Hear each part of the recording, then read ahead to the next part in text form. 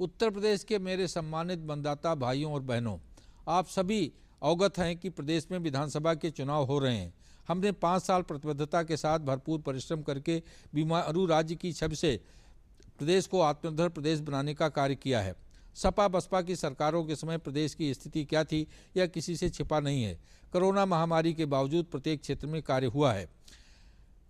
प्रदेश की 25 करोड़ जनता के हितों के लिए हमने प्रधानमंत्री नरेंद्र मोदी के मूल मंत्र सबका साथ, सबका विकास, सबका विश्वास, सबका प्रयास को ध्येय वाक्य मानकर बिना भेदभाव के कार्य किया है। समाज के हर वर्ग के जीवन को आसान बनाने के लिए कार्य किया गया है। किसानों की आय दुगनी करने के लिए प्राथमिकता के आधार पर विभिन्न योजनाओं के माध्यम से कार्य किया गया है। हमारी पहली कैबिनेट में किसानों के जीवन में खुशहाली लाने के लिए ऋण माफ़ी योजना को पूरा करने का काम किया है। 36,000 करोड़ की ऋण माफ़ी का लाभ प्रदेश के 86 लाख किसानों को मिला है। प्रदेश में पहली बार 1,57,000 करोड़ रुपए का गन्ना किसानों को भुगतान किया गया है। किसानों से फसल खरीद के क्षेत्र में हमारी सरकार ने अभूतपूर्व कार्य किया है। पिछली सरकार के मुकाबले 2.5 से 3 गुना अधिक खाद्यान्न एमएसपी पर खरीदा गया। यह पैसा सीधे किसानों के खाते में भेजा गया है। हाल ही में केंद्रीय बजट में एमएसपी के लिए 1,37,000 करोड़ का आवंटन कर इसे विस्तार दिया गया है। यह किसानों के उन्नयन और किसानों की आय को दुगना करने के लक्ष्य को प्राप्त करने में निर्णायक साबित होगा। हमारी सरकार ने दशकों से लंबित सिंचाई परियोजनाओं को पूरा कर सिंचन क्षमता में अभूतपूर्व वृद्धि की है। अर्जुन सहायक परियोजना हो, बाण सागर परियोजना हो, सरजू नहर परियोजना हो, इन सारी परियोजनाओं को पूरा करके 22 लाख हेक्टेयर अतिरिक्त सिंचन क्षमता का सृजन किया है। इन 5 सालों में बहुत कुछ अभूतपूर्व हुआ है। उत्तर प्रदेश के सभी 97,941 गाँवों में सभी घरों में 24 घंटे बिजली उपलब्ध कराई गई है। 1 करोड़ 43 लाख घरों में मुफ्त बिजली कनेक्शन दिए गए हैं।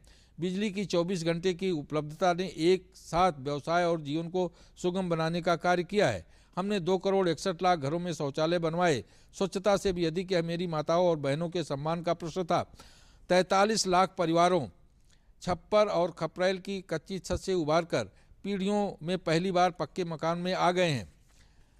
1 करोड़ 41 लाख घरों में रसोई गैस का धुएं वाले चूल्हे की जगह गैस का चूल्हा लेना किसी क्रांति से कम नहीं है। अब माताएं और बहनें स्वस्थ और आत्मसम्मान की अनुभूति कर रही हैं।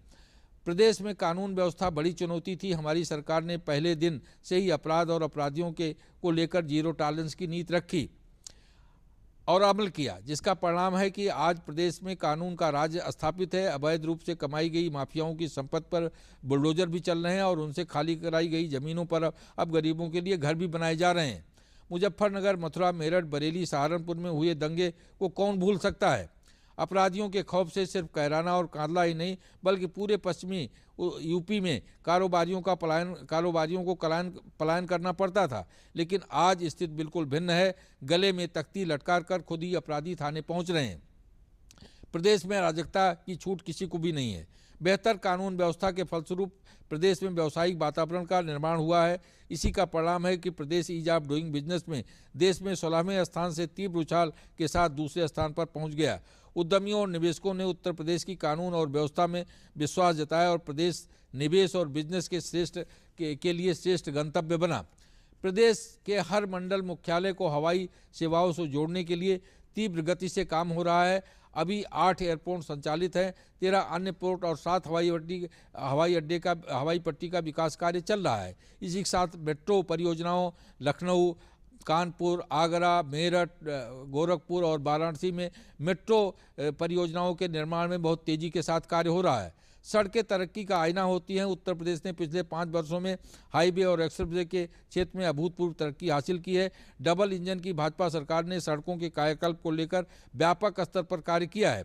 हम 7 एक्सप्रेसवे पर कार्य कर रहे हैं। ये एक्सप्रेसवे आर्थिक विकास के इंजन सिद्ध होंगे, चूँकि हाईवेज और एक्सप्रेसवे किनारे औद्योगिक गलियारे भी बनाए जा रहे हैं और एनसीआर और पश्चिमी यूपी के लोगों की दशकों पुरानी मांग को डबल इंजन की सरकार ने पूरा किया है। दिल्ली मेरठ एक्सप्रेसवे इसका उदाहरण है। इसके साथ ही 594 किलोमीटर लंबे गंगा एक्सप्रेसवे का शिलान्यास दिसंबर 2021 में आदरणीय प्रधानमंत्री श्री नरेंद्र मोदी जी द्वारा किया जा चुका है। यह एक्सप्रेसवे न केवल पूरब और पश्चिम की दूरी को कम करेगा बल्कि दिलों को भी जोड़ने का कार्य करेगा।